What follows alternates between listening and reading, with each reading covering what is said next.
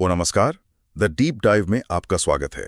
आज हम एक ऐसे इंसान की कहानी में गहराई से उतर रहे हैं जिनका नाम टेक्नोलॉजी का ही दूसरा नाम बन चुका है, स्टीव जॉब्स। और हमारे पास वॉल्टर इसैक्सन की जो मशहूर बायोग्राफी है उस पर आधारित एक बहुत ही बढ़िया सारांश है।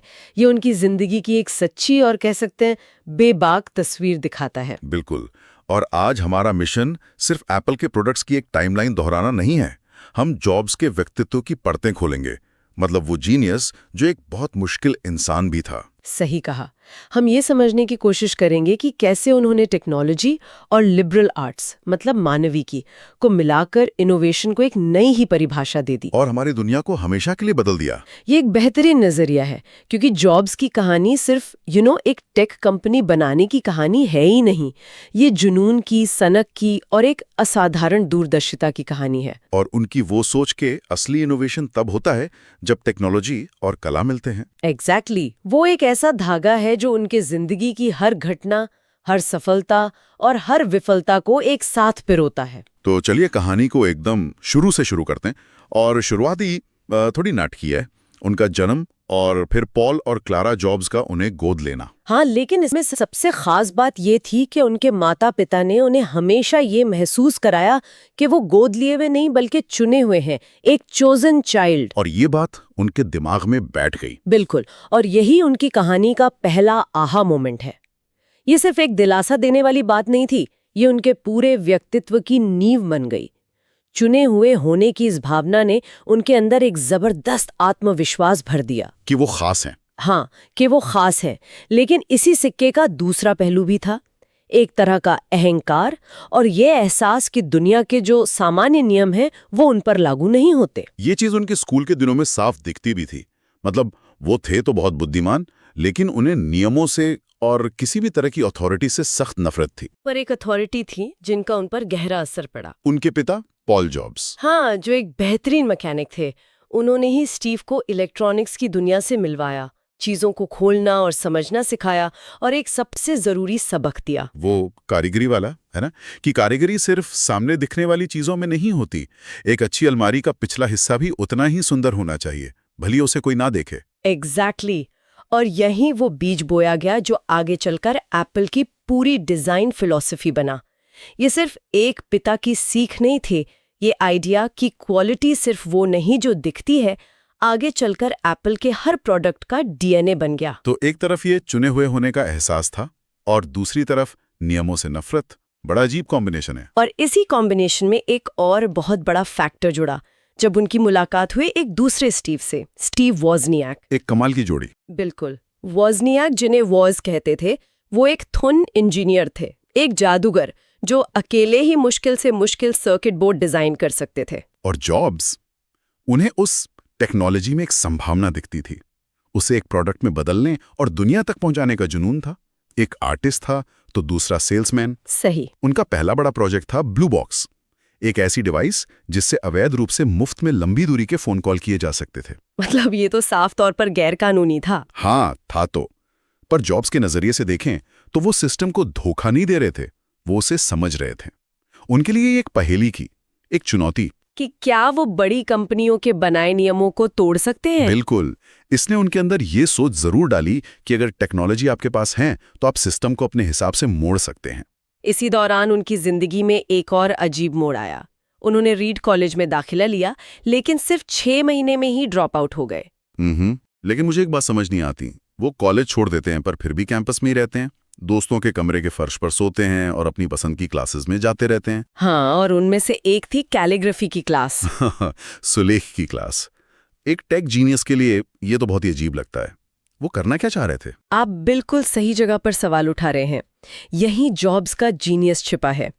वो किसी डिग्री के लिए नहीं पढ़ रहे थे, वो अपनी जिज्ञासा को शांत कर रहे थे। अच्छा।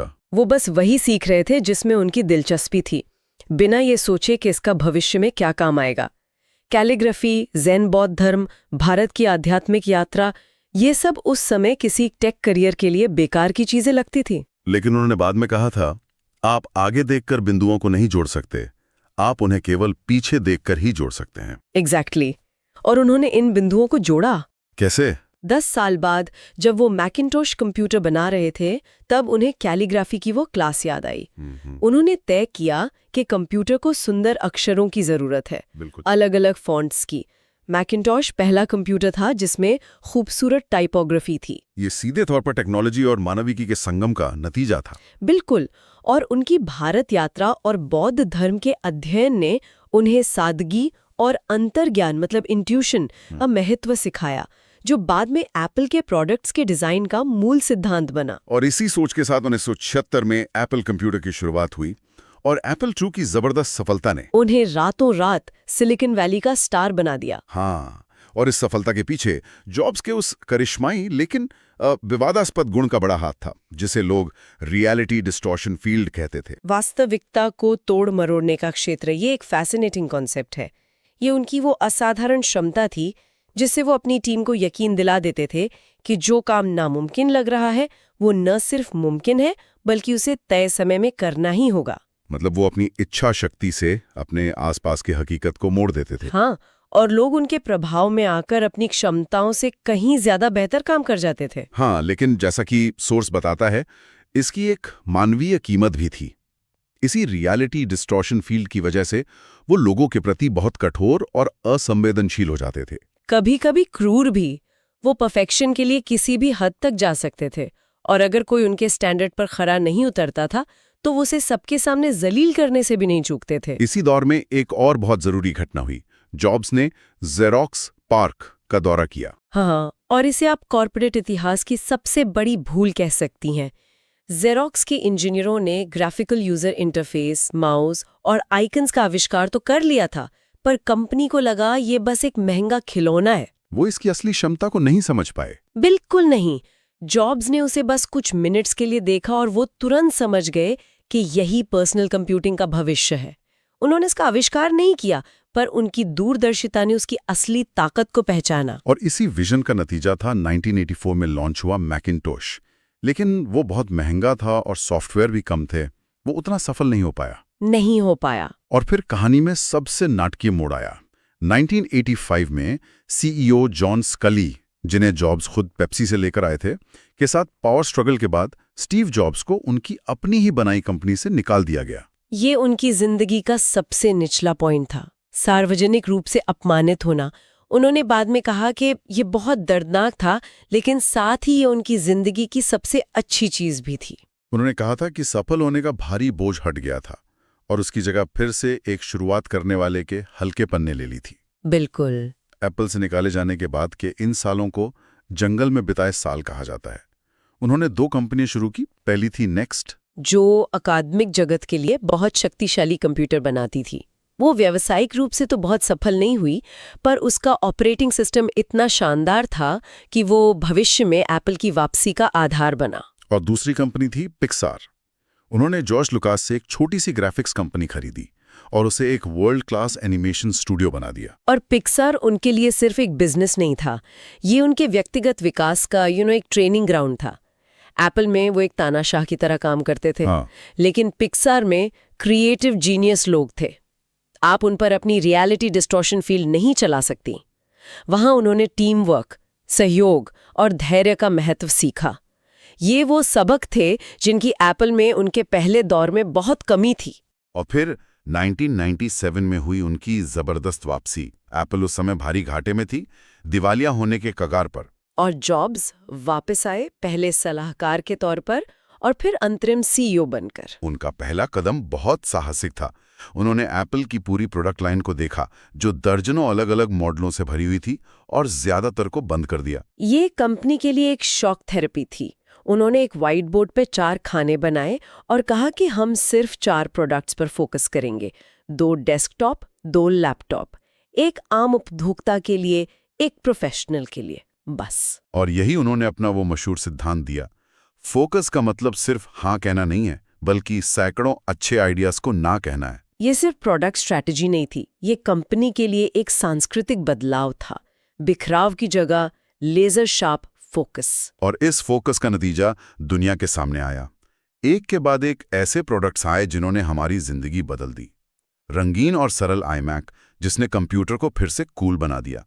फिर आया iPod और iTunes। और यहाँ रुककर ये समझना जरूरी है, आईपॉड सिर्फ एक अच्छा MP3 प्लेयर नहीं था, जॉब्स का जीनियस था पूरे इकोसिस्टम को समझना। मतलब हार्डवेयर, सॉफ्टवेयर और कॉमर्स तीनों को जोड़ना। एग्जैक्टली उन्होंने हार्डवेयर आईपॉड, सॉफ्टवेयर iTunes और कॉमर्स iTunes म्यूजिक स्टोर को इतनी आसानी से जोड़ा कि म्यूजिक खोजना, खरीदना और सुनना बच्चों का खेल हो गया। उन्होंने प्रोडक्ट नहीं बेचा, उन्होंने एक सीमलेस अनुभव बेचा। यही एप्पल का जादू था। बिल्कुल। और फिर 2007 में आया आईफोन, जिसने स्मार्टफोन इंडस्ट्री को फिर से परिभाषित किया, और फिर आईपैड, जिसने पोस्ट पीसी युग की शुरुआत की। इन सभी प्रोडक्ट्स के पीछे की सोच क्या थी? इन सब के पीछे एक गहरी डिजाइन फिलॉसफी थी, जिसे उन्होंने अपने डिजाइन चीफ जॉनी आइव के साथ मिलकर विकसित किया।